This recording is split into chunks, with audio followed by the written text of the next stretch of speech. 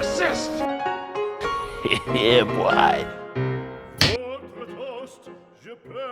This was supposed to be one of my easiest soap batches. I had the recipe, the ingredients, and I've been making soap for 3 years. Yet somehow, within minutes, my soap started turning into this lumpy nightmare. At this point, I had one goal: get it into the mold before it was too late. If you think the problems ended here, they did not. It was an uphill battle just to get the soap out of the mold. But at the end, like a miracle, I ended up with a great bar of soap. So what went wrong? Going into this batch, I wasn't expecting anything unusual. I was really excited to make this orange soap. Orange was my favorite smell. My goal was simple: make the most epic orange smelling bar of soap. I had it all visualized. When I held the bar in my hands, I wanted to hear angels singing when I shined it in the sunlight. This was gonna be easy, right?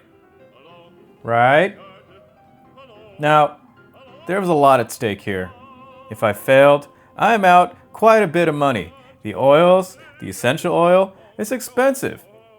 Also, my pride is on the line. I've been making soap for 3 years as a hobby, and now I think I'm good enough to be in the big leagues. But I got humbled with this batch. So I started the batch expecting a fairly normal day at my little soap factory. I got 3 molds ready because I was confident. I wanted to make a lot of orange bars. But I was too confident. It was my first time making triple the amount, and I was going to learn real soon I was not ready. Now keep this question in mind. When things start going wrong, how bad does it have to get before you give up? Because at some point during this batch, I genuinely thought this soap was done for. So I started mixing everything together. The swirls in the oil looked so cool. I was so excited.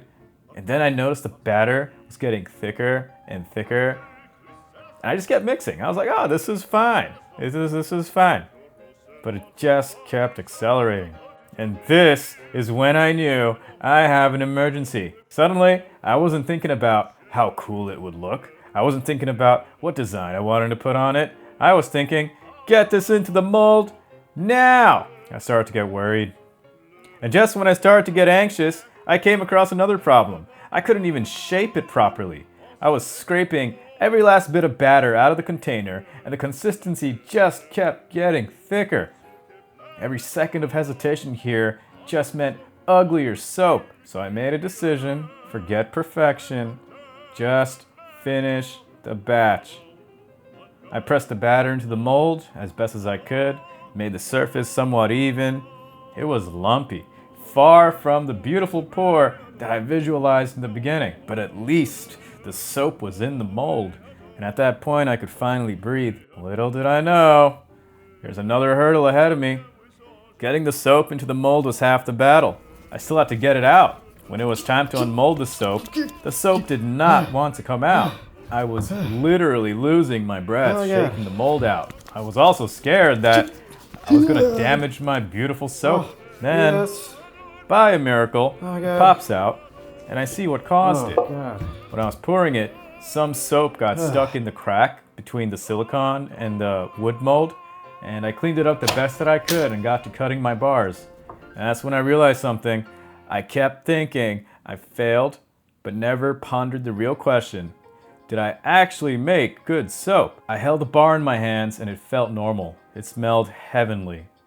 Sure, it wasn't pretty, but it was soap all right. After everything that happened, I was actually surprised by how well the final product turned out. I went from thinking I failed completely, dishonor upon my family, to, wow, not bad. I managed to end up with a good bar of soap, which is exactly why I don't think the biggest lesson from the batch was about making the perfect soap.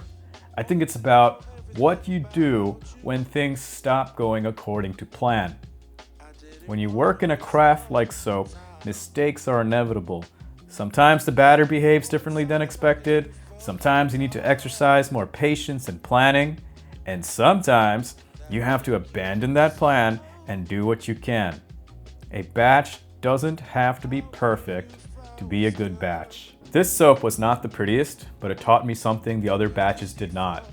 When things start going wrong, don't let the mistake convince you that you already failed. Take a breath and make the best decision you can at the moment. And most importantly, see it through to the end.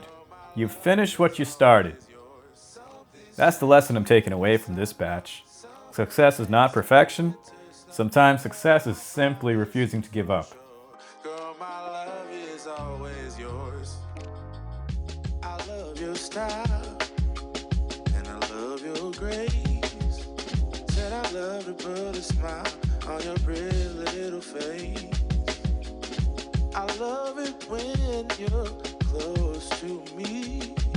That's where I want you to always